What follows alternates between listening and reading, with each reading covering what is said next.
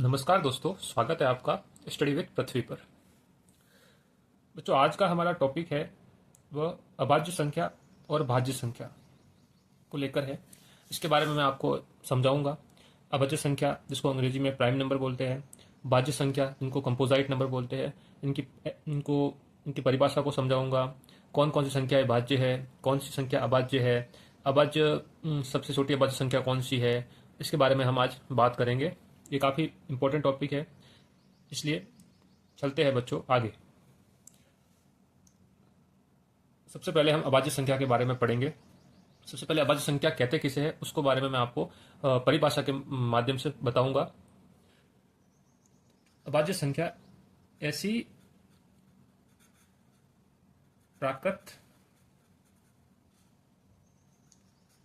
संख्याएं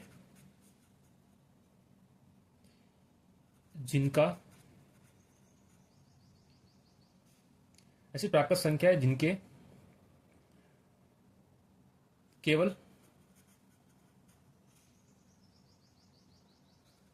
दो ही गुणनखंड होते हैं, अभाज्य संख्या कहलाती है। तो बच्चों, परिभाषा में मैंने ये बताया है कि ऐसी प्राकृत संख्या है जिनके केवल दो ही गुणनखंड होते हैं, अभाज्य संख्या कहलाती है। अब दो ही गुणनखंड, कौन कौन से दो गुणनखंड होते हैं वो भी आपको बता दूं। उसमें से जो पहला दो गुणनखंड उसमें से जो बच्चों पहला गुणनखंड होगा वो एक होगा, जो सबका गुणनखंड होता है। और बच्चों जो दूसरा गुणनखंड होगा स्वयं वही संख्या। इन दो गुणनखंडों के अलावा उस संख्या के कोई भी गुणनखंड नहीं बनेंगे, तो ऐसी संख्या को हम अभाज्य संख्या कहेंगे। तो बच्चों, परिभाषा से और दो गुणनखंड के माध्यम से आप आसानी से किसी भी संख्या के बारे में ये बता पाओगे कि वो अभाज्य संख्या है या नहीं है। तो हम एग्जाम्पल लेते हैं बच्चों। सबसे पहले हम शुरू करते हैं, कोई संख्या लेते हैं, जैसे कि हम लेते हैं 4। तो बच्चों 4 के गुणनखंड होते हैं, एक होता है एक। फिर बच्चों दो भी 4 का एक गुणनखंड होता है, 2 का भाग 4 में 2 बार जाता है, पूरी तरह से विभाजित करता है, तो 2 भी इसका एक गुणनखंड होता है बच्चों। और 4 खुद भी होता है। तो ये 4 के गुणनखंडों की संख्या बच्चों 1, 2 और 3 हो रही है। उसमें से अगर किसी गुणनखंड की संख्या 3 हो रही है तो वो अभाज्य संख्या नहीं हो सकती है, क्योंकि इसमें अगर 1 और 4 ही होता तो वो अभाज्य संख्या होती, लेकिन यहाँ 2 एक्स्ट्रा आ रहा है, इसलिए ये अभाज्य संख्या नहीं है। तो 4 एक अभाज्य संख्या नहीं है बच्चों। अब हम देखते हैं बच्चों 5 का लेते हैं हम।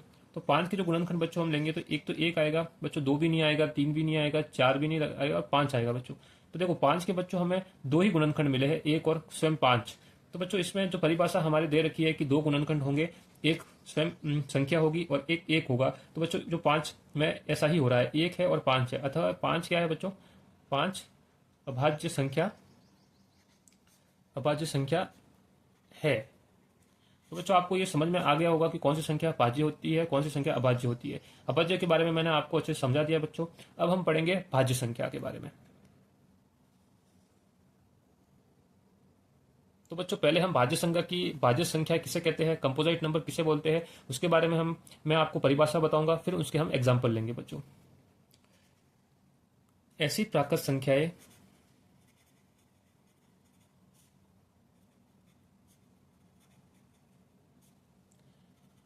जिनके दो से अधिक गुणनखंड होते हैं,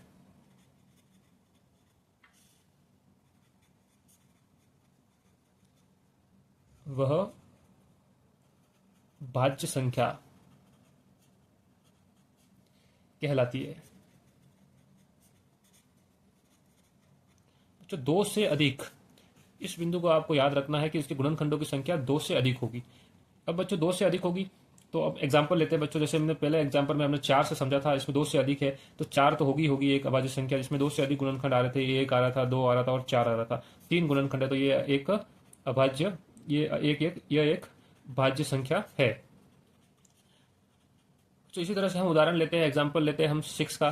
तो बच्चों 6 के एक गुणनखंड 1 है, फिर 2 भी आता है बच्चों, फिर 3 भी आता है गुणनखंड में, फिर बच्चों 6 आता है। तो इसके 4 गुणनखंड बन रहे हैं बच्चों। तो ये भी एक क्या है, भाज्य संख्या है।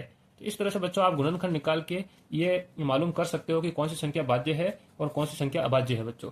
तो ये परिभाषा और मैंने एग्जाम्पल के द्वारा आपको भाज्य और अभाज्य संख्या के बारे में समझाया है बच्चों।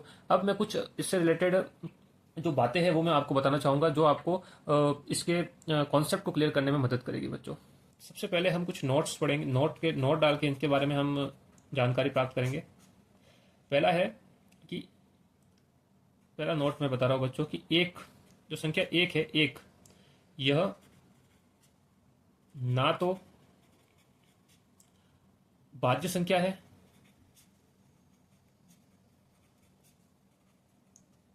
और ना ही अभाज्य संख्या है। क्योंकि बच्चों देखो, एक के सिर्फ एक गुणनखंड बन रहा है, वो खुद एक ही है, इसके दो गुणनखंड नहीं है। अगर दो गुणनखंड होते तो वो अभाज्य संख्या होती, और दो से ज्यादा होते तो वो भाज्य होती। उसके तो खाली एक ही गुणनखंड बन रहा है, तो ये न तो अभाज्य है ना ही भाज्य है। तो एक संख्या है, ऐसी एक प्राकृत संख्या है जो ना भाज्य है ना अभाज्य है बच्चों। तो आपको ये समझ में आ गया होगा बच्चों, ये काफी इंपॉर्टेंट है। इसके बाद बच्चों एक दूसरा नोट डालते हैं, इसमें हम पढ़ते हैं कि दो यह एक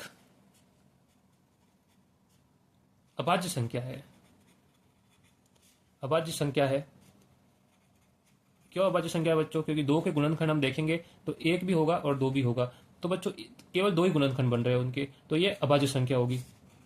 तो सबसे छोटी अभाज्य संख्या भी दो ही है ये बच्चों। तो इसमें ये भी लिख सकते हैं कि दो क्या है, सबसे छोटी अभाज्य संख्या है।